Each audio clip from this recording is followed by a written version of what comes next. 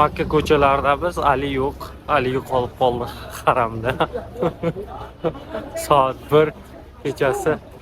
Endi bu yerda bir обычный odatiy holat, chunki bu yerda odamlar kechasi yashaydi, kunduz emas.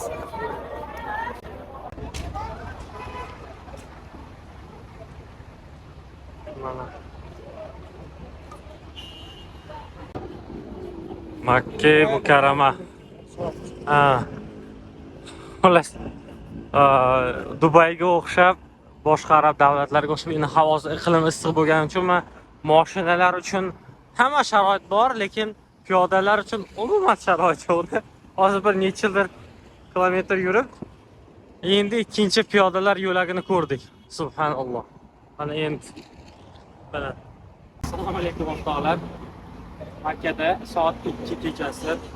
Makkaning eng sentralniy ko'chalaridan birida biz chiroyli odam gavjum kechasi bilan ishlarga mana shu yerda. Kunduz esa bu gaplar. Kechki Makka.